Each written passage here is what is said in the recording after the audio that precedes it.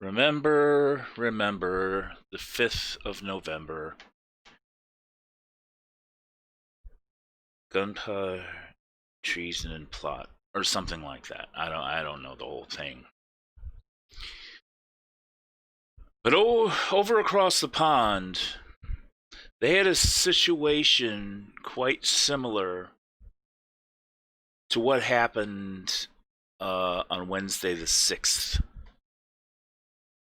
of January 2021. Um, Guy Fawkes, or is it Guy? I don't know. And his co-conspirators had set up a lot of gunpowder under Parliament, I believe under Parliament, with the intent of destroying it.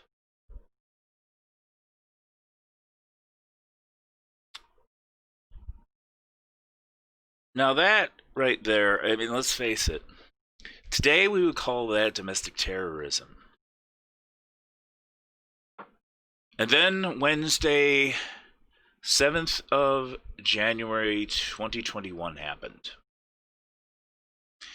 And we had a very similar situation. Only gunpowder wasn't involved, much. I mean, there were pipe bombs found and a truckload of Molotov cocktails. But either way, there was a full-on insurrection of the legislative part of our government, the Congress, up Capitol Hill. And I'm probably thinking, I probably got the same questions that so many other people have. Where were the police? Why in the world did things escalate the way they did? It first started out with outgoing President Trump having a rally and a few thousand people showed up. He gave his usual rhetoric, and he's still, I don't even know how he's still convinced that he won the election, and somehow all these people, his followers, also believe he won. No. The popular vote numbers and the electoral vote numbers say differently. And of course, there's conspiracy theories floating all over the place. You've got just Trump, you've got just the general Trumpers, the hardcore extremist Republicans. You got these QAnon people. Funnily, I didn't know that part of being part of QAnon involved dressing yourself up like a Viking or something. I don't know. No offense to Vikings. So, all right. I had not planned on really getting sucked into this thing, but and I had been avoiding the news for quite a while because it seemed like with my issues, watch any news, especially if it was a breaking news story and Trump was going to be involved. I always felt that they should have changed that. Instead of breaking news, it should have been renamed. Oh, what's this asshole said now? Now, huh?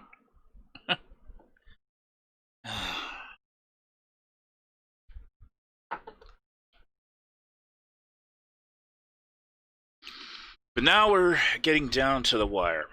The election is come and gone. Joe Biden, Kamala Harris, they won, which doesn't bother me a bit. I'll fully admit I voted for Biden and Harris. I've told people, I mean, I even told people back in 2016 or 2015, whatever. I told them back then, why are you so opposed to Trump and blah, blah, blah, blah, blah. Just a gut feeling. I did not trust the man. It went even further than that. It went further than that.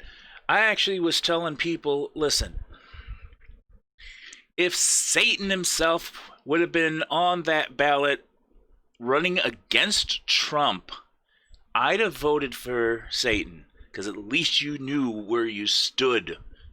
Okay? And I said the same thing when this most recent election happened. Personally, there were maybe a couple other politicians that I would have preferred to see get the nomination, but hey, once again, if it were up to voting for Trump's reelection or Satan, But what happened Wednesday, and the fact that these people were egged on not only by people associated with the current president, but the current president himself was whipping these people up into a frenzy. For crying out loud. I mean, it was a situation like, okay, let's set fire to the Reichstag. And, history bears that out. This time he's yelling, he's telling his supporters, walk down to the Capitol building. Walk down to Capitol Hill. And they did all right.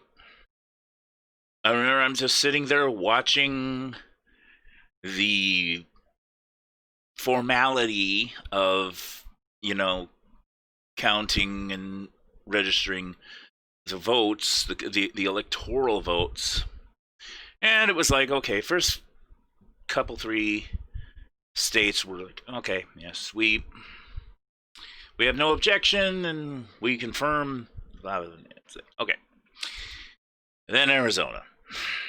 Thanks, Arizona. Somebody from there stood and said, we object to the apparent count, blah, blah, blah, blah. And so they had to break the joint session. They went back to their own, it's like the reps stayed where they were. The senators went off to their chambers to deliberate. And while all this is going on, there is this crowd of people heading towards the Capitol.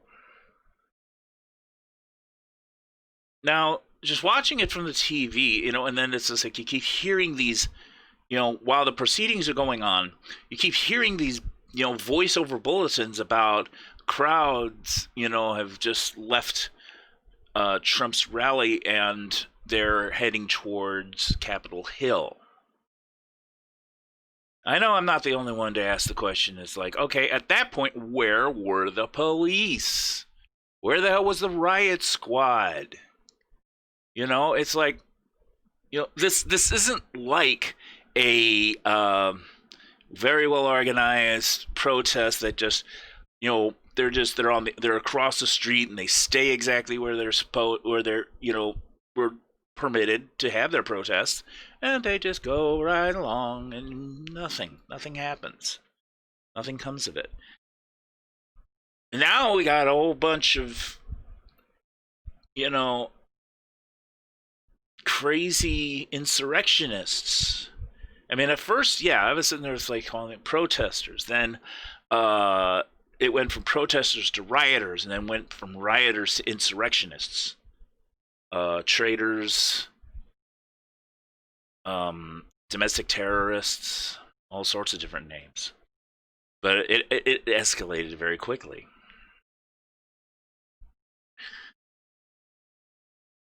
I am 51 years old. In my lifetime, there are a lot of things I never imagined that I would see historical situations.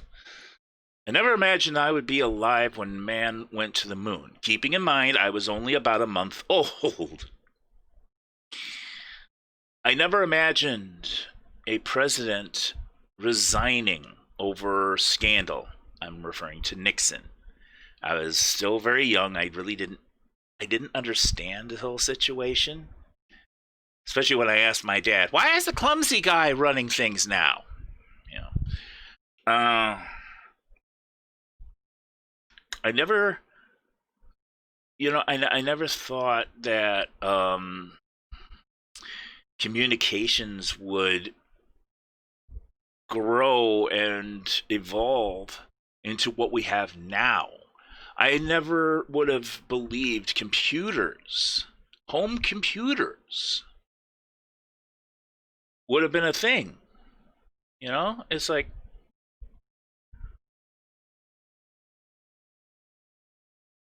I never would have believed that I would see something like the Berlin Wall being torn down and the USSR breaking apart, and communism, at least what they call communism, would would collapse. I never believed that I would ever see a person of color become president of the United States. I admit, I voted for him twice. President Barack Obama. Maybe that's where it started. Maybe that's where my distrust of Trump started, is because, he really started to show his true colors when he started that whole birther thing. And then, he's like, show us your birth certificate. And President Obama was like, okay, here it is. No. We want the long form. You what? Even the President of the United States has to jump through all sorts of hoops to get this long form birth certificate. At least this is the way I understand it. So he did. He jumped through the hoops. He produced the long form. It still was not enough. Not enough for Trump. Not enough for those idiots following him. It's just like, what the hell more do you want of the man? We'll go forward into President Obama's second term. And then that announcement. Donald Trump is entering the race. I'm like, really? At first it was disbelief. Then unfortunately it went from disbelief to, oh shit, what if he wins? Then things started happening, if you recall. Some of the things he would say at his rallies, at his campaign, and then even when it came to the debates. I mean, for crying out loud, anybody alive, close to my age, remembers Dan Quayle?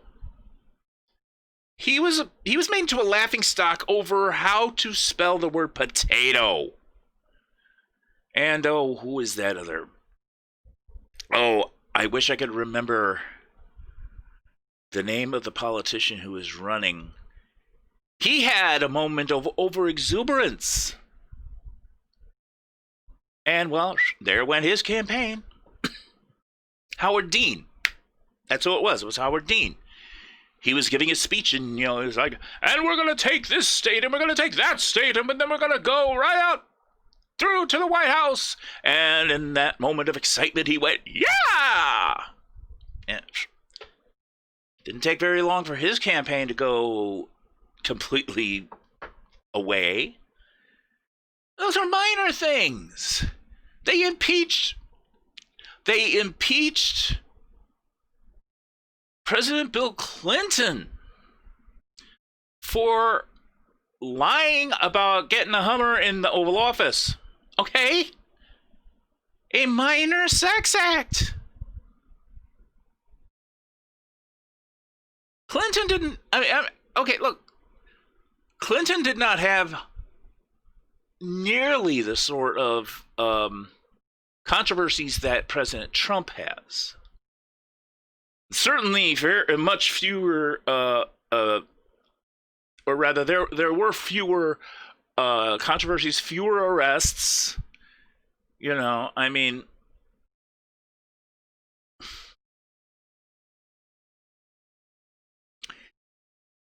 the man never could even commit to revealing his tax records, using this excuse of, well, there's an audit.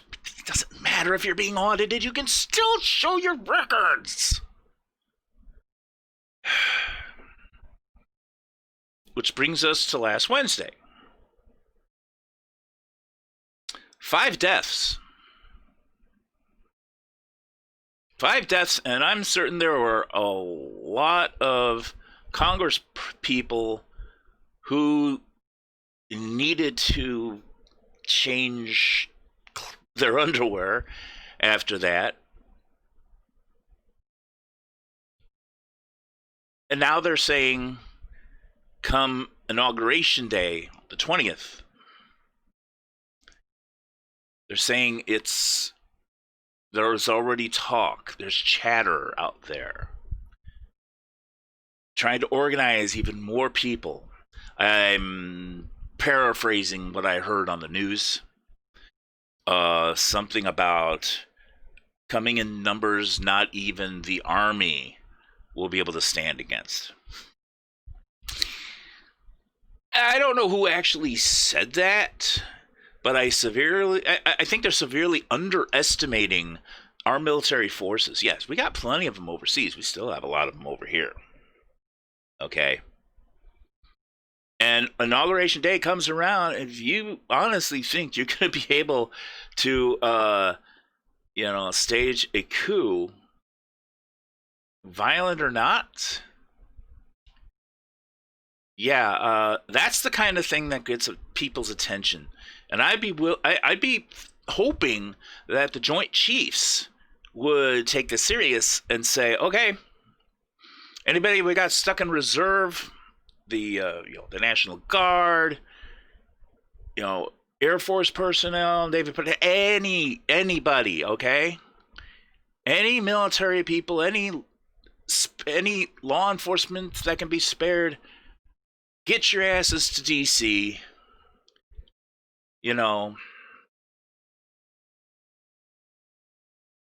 Even if these people are talking out of their asses, this is serious. This is a dark moment of history that we're witnessing. It wasn't enough for 9/11, which is another dark moment in history. It's not enough the COVID-19 pandemic, which is an ongoing dark moment of history, not just for the U.S., but for the world. Okay.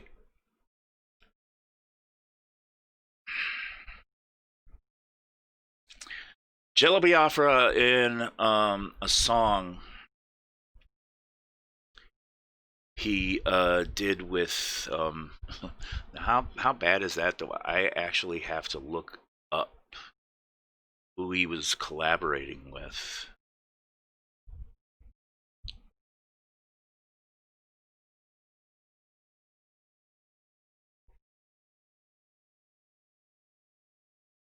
Okay. It was a song that when he did a collaboration with No Means No. The album is The Sky is Falling and I Want My Mommy. I highly recommend it. But the very last song is called The Myth is Real, Let's Eat. Part of the lyrics in that song, if I'm remembering them correctly, is, scary times are never dull. How long before our empire falls? That's kind of spooky how relevant that is right now. We are living in very scary times, and after Wednesday, it does beg the question: how long before our empire or our republic? How long before it falls? It could. I mean, you may think that I'm sounding, paranoid or whatever, but it does come down to that. How long before our republic falls? It's less, or just a little over a week before Biden and Harris are inaugurated. If nothing is done, Trump will still be president during that entire time. And it frightens me to think of what he could be up to. What could he possibly do? How could he rally his followers, his blind, thoughtless followers? What could he get them to do? I don't even want to think about it. Whatever happens, America, stay strong. Those of us who want to keep this republic together without the kind of bullshit insanity of QAnon and the Trumpsters, otherwise known as the sane people, just keep your eyes and ears open. And I'm agnostic, so it doesn't really mean much to me, but if it means anything to you, you believe, pray for our nation. Because if ever we needed it, we need it now. I'm Nerikull Murakami, and see what happens.